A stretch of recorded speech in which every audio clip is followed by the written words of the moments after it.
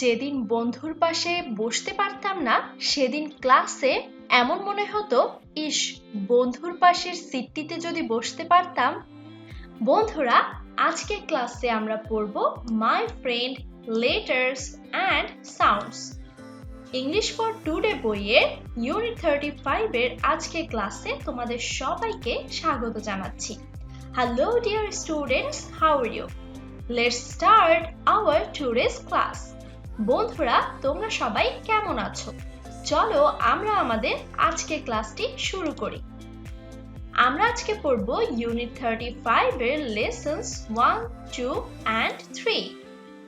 লেসনের নাম হলো my friend. Activity A তে আমরা দেখতে পাচ্ছি লেখা আছে লিসেন অ্যান্ড রিড। লিসেন মানে হলো শোনা এবং রিড মানে হলো পড়া। শোনো এবং পড়ো। চলো বন্ধুরা, তাহলে আমরা এই নিচে কি লেখা আছে পড়ে নেই। লেখা আছে আম রাদিফ। আম মানে হলো আই অ্যাম, এটিকে সংক্ষেপে লেখা হয়েছে আম। আম রাদিফ, আমি রাদিফ। আম 8 years old, আমার বয়স 8 বছর। অনিক ইজ মাই ফ্রেন্ড, অনিক হলো আমার বন্ধু। আমরা জানি ফ্রেন্ড মানে হলো বন্ধু, তার মানে বুঝতে পারলাম রাদিফের বন্ধু হলো অনিক। এবারে বলা আছে অনিকের বয়স কত। হি ইজ 8 years old। এখানে যে আমরা দেখতে পাচ্ছি হি এর সাথে একটি অ্যাপোস্ট্রফি এস আছে, এর মানে বোঝাচ্ছে হি ইজ। তার মানে আমরা বুঝলাম যে তার বয়সও 8 বছর, অর্থাৎ রাদিফ এবং অনিক দুজনের বয়সই 8 বছর। এজন্য বলা হয়েছে হি ইজ 8 years old too, তার বয়সও 8 বছর। এখানে লেখা আছে we go to Rajbari primary school. তার মানে বোঝা যাচ্ছে তারা দুজনই রাজবাড়ি প্রাইমারি স্কুলে পড়াশোনা করে। We are in the same class, তারা দুজনই সেম ক্লাসে পড়াশোনা করে। যেহেতু বলেছে we are in the same class, আমরা দুজনে একই শ্রেণীতে পড়ি। অনিক সিটস নেক্সট টু মি। এখানে বলা হয়েছে অনিক রাদিফের পাশেই বসে। In the afternoon we play football. Afternoon অর্থ কি? আফটারনুন অর্থ হলো বিকাল। অ্যান্ড তারা বলেছে উই প্লে, আমরা খেলাধুলা করি। কি খেলে তারা? ফুটবল খেলে। চলো বন্ধুরা, এবারে দেখি আমরা কিছু প্রশ্নের উত্তর দিতে পারি কিনা। Try to solve some questions now. চলো তাহলে আমরা দেখি কি কি প্রশ্ন রয়েছে। অ্যাক্টিভিটি বি তে রয়েছে পেয়ার ওয়ার্ক। পেয়ার ওয়ার্ক মানে হলো দলগত কাজ, এবং এখানে বলা হয়েছে আস্ক, জিজ্ঞেস করো, অ্যান্ড এবং আনসার, উত্তর দাও। তার মানে হলো আমরা প্রশ্নগুলো জিজ্ঞেস করব এবং এর উত্তর দেব। নাম্বার 1 হলো how old is Radif. How old is Radif মানে হলো রাদিফের বয়স কত। নাম্বার 2 হলো what is his friends name. His friends name মানে হলো তার বন্ধুর নাম, এবং জিজ্ঞেস করেছে what is his friends name, তার বন্ধুর নাম কি। নাম্বার 3 হলো how old is Radif's friend. রাদিফের ফ্রেন্ডের বা রাদিফের বন্ধুর বয়স কত। নাম্বার 4 এর কোশ্চেনটি হলো what school do they go to, তারা কোন স্কুলে যায়। নাম্বার 5 হলো where does Radif sit in class. ক্লাসে রাদিফ কোথায় বসে। নাম্বার 6 হলো what do they do in the afternoon, তারা বিকাল বেলা কি করে। আচ্ছা বন্ধুরা, তোমরা আশা করছি তোমাদের খাতায় দ্রুত তোমাদের সঠিক উত্তরটি লিখে ফেলবে, এবং তারপরে আমরা এই প্রশ্নগুলোর উত্তর মিলিয়ে নেব। চলো তাহলে তোমরা শুরু করো তোমাদের উত্তরগুলো লিখে ফেলার কাজ। এবারে আমরা সঠিক উত্তরগুলো জেনে নেব। Let's see the answers now. চলো এখনই আমরা উত্তরগুলো জেনে ফেলি। নাম্বার 1, এই কোশ্চেনটির অ্যান্সার হলো রাদিফ ইজ 8 years old। রাদিফের বয়স 8 বছর। নাম্বার 2 হলো what is his friends name. এই প্রশ্নটির অ্যান্সার হলো his friends name is Anik. এবারে আমরা দেখব number 3, how old is Radif's friend. রাদিফের বন্ধুর বয়স কত? And the answer is Radif's friend is 8 years old. রাদিফের বন্ধুর বয়সও 8 বছর। এবারে আমরা নাম্বার 4 এ কি আনসার হবে সেটি জেনে নেব। 4 এর প্রশ্নটি ছিল what school do they go to? কোন স্কুলে তারা যায় বা কোন স্কুলে তারা পড়াশোনা করে? এবং অ্যান্সার হবে they go to Rajbari primary school. তার মানে হলো তারা রাজবাড়ি প্রাইমারি স্কুলে পড়াশোনা করে। নাম্বার 5 হলো where does Radif sit in class? ক্লাসে রাদিফ কোথায় বসে? and the answer is Radif sits next to অনিক। অনিকের পাশেই বসে। নাম্বার 6 হলো what do they do in the afternoon? বিকালবেলা তারা কি করে? এবং এই প্রশ্নটির উত্তর হলো in the afternoon বিকালবেলা they play football। তারা ফুটবল খেলে।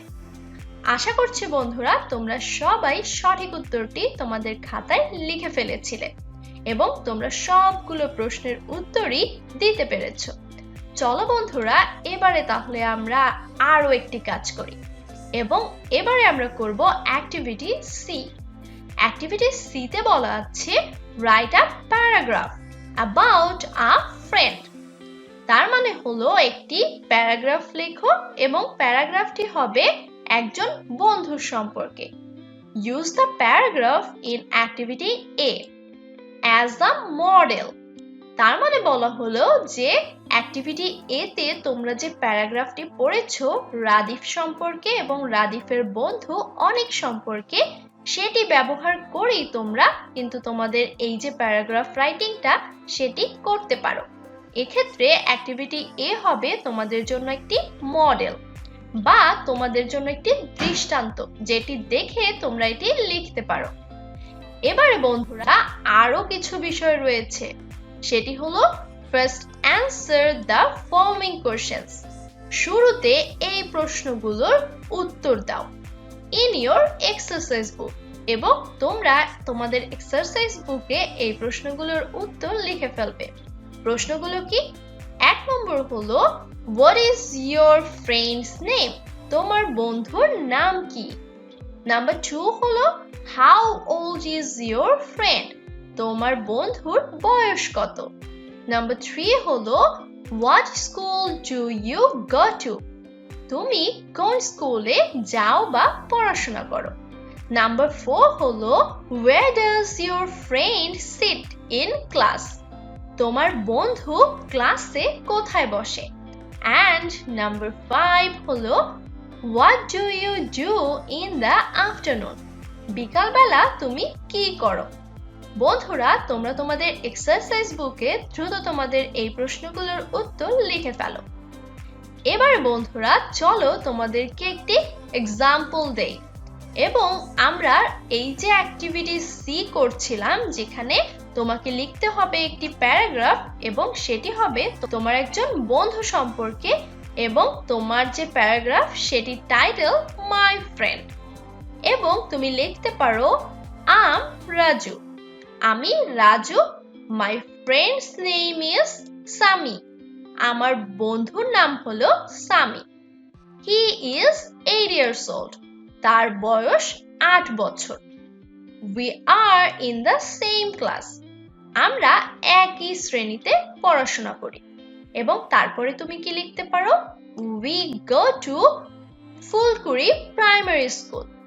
আমরা ফুলকুড়ি প্রাইমারি স্কুলে পড়াশোনা করি বা প্রাইমারি স্কুলে যাই। Sami sits next to me. Sami আমার পাশেই বসে। We play games in the afternoon. আমরা বিকেল বেলা খেলাধুলা করি বা আমরা গেম খেলি। আচ্ছা বন্ধুরা, এবারে আমরা নতুন কিছু শব্দ শিখব। Now we will learn some new words. চলো তাহলে আমরা নতুন শব্দ শেখার যে যাত্রা সেটি শুরু করি। এবারে আমরা পড়ব lessons 4, 5 and 6 এবং আমাদের এই লেসনে আছে, এই লেসনের নামটি হলো letters and sounds এবং অ্যাক্টিভিটি এতে রয়েছে listen and say, শোনো এবং বলো। তার মানে আমরা পেলাম say মানে হলো বলা। এক্ষেত্রে আমরা শুরুতে একটি জাহাজের ছবি দেখতে পাচ্ছি এবং এই জাহাজটিকে ইংরেজিতে আমরা বলি শিপ, SHIP, শিপ। শিপ মানে হলো জাহাজ। এবারে আমরা আরো একটি জিনিস দেখতে পাচ্ছি, এটির নামও হলো শিপ, তবে বানানের ক্ষেত্রে রয়েছে ভিন্নতা এবং এর অর্থের দিক থেকেও ভিন্নতা রয়েছে। যেমন আমরা বলতে পারি শিপ, SHEEP, শিপ মানে হলো ভেড়া, এটি একটি পশুর নাম। আর অন্যদিকে একটু আগে পেয়েছিলাম শিপ মানে হলো জাহাজ। তার মানে উচ্চারণ একই হলেও এখানে কিন্তু বেশ কিছু ভিন্নতা রয়েছে। এবারে আমরা পরের ছবিটির দিকে তাকাই। এই ছবিটিতে আমরা দেখতে পাচ্ছি একটি ঝুড়ি, যেখানে আমরা সাধারণত ময়লা ফেলে থাকি এবং এটিকে ইংরেজিতে বলা হয় বিন, BIN। বিন মানে হলো ঝুড়ি।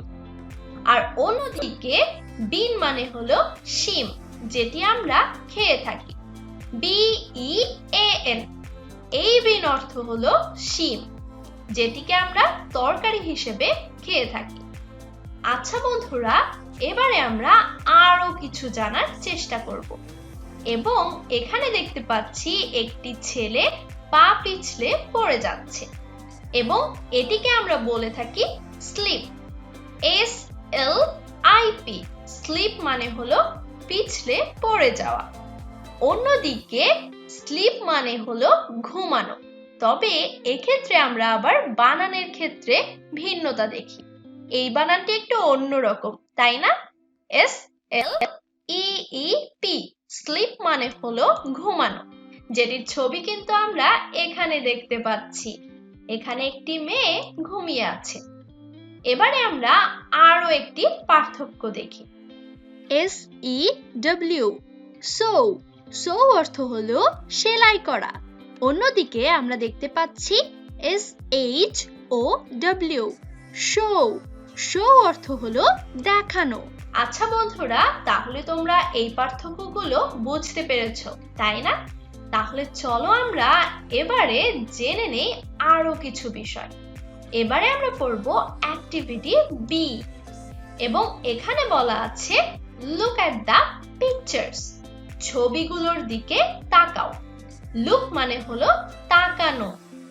এবারে বলা আছে say the words that begin with the same sound. তার মানে বলা হলো যে তোমরা এখন এই ছবিগুলো দেখে বলো যে কোনগুলো একই রকম সাউন্ড বা শব্দ দেয়।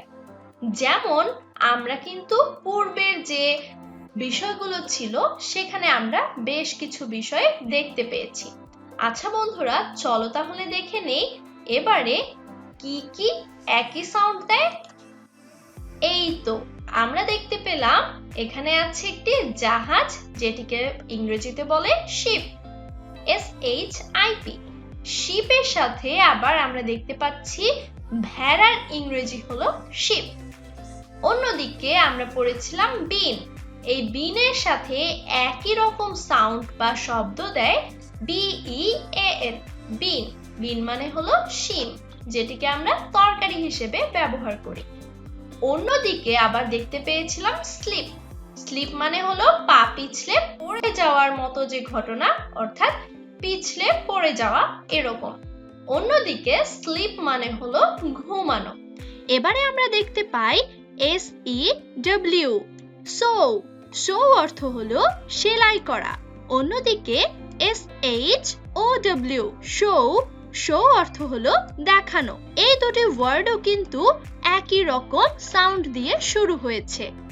আচ্ছা, তাহলে আমরা অ্যাক্টিভিটি বি তে যে বিষয়টি বলা ছিল সেটি সম্পূর্ণ করতে পেরেছি। এবারে আমরা করব অ্যাক্টিভিটি সি। এখানেও বলা হয়েছে লুক অ্যাট দ্য পিকচার্স, ছবিগুলোর দিকে তাকাও। ছবির দিকে তাকানোর পরে সে দ্য ওয়ার্ডস, শব্দগুলো বলো that have the same middle sound, যেগুলোর মাঝামাঝি একই শব্দের সেরকম কিছু বিষয় আমরা বলবো। এবং এখানে আমরা যেহেতু পূর্বে এইগুলো দেখেছি এবং এগুলোর যে সেম সাউন্ড বা একই শব্দ ছিল সেগুলো আমরা করেছি, তাহলে এবারে আমাদের জন্য কাজটি করা সহজ হবে। এই তো আমরা দেখতে পেলাম যে শিপ, বিন, স্লিপ, আবার SHEEP শিপ, ভেড়া, BEAN বিন, শিম, SLEEP স্লিপ ঘুমানো, এগুলো কি করছে মিডল সাউন্ড বা মাঝামাঝি উচ্চারণে। অন্যদিকে এই দুটি মাঝামাঝি শব্দের। আচ্ছা বন্ধুরা, আশা করছি তোমরা এই পার্টটি বুঝতে পেরেছো। এবারে তোমাদের জন্য রয়েছে একটি হোমওয়ার্ক। হোমওয়ার্কটি হলো write the words that you have learn. Write the words লিখে ফেলো সেই সকল শব্দ দ্যাট ইউ হ্যাভ লার্ন, যেগুলো তোমরা শিখেছো টুডে, আজকে, ইন দ্য নোটবুক। তোমার নোটবুকে লিখে ফেলো আজকে তুমি কি কি শব্দ শিখেছো। আশা করছি বন্ধুরা তোমরা অনেকগুলো শব্দ লিখতে পারবে। 10 মিনিট স্কুলের এই ভিডিওতে এতক্ষণ সাথে থাকার জন্য তোমাদের সবাইকে ধন্যবাদ জানাচ্ছি। থ্যাংক ইউ সো মাচ এতক্ষণ আমাদের সাথে থাকার জন্য।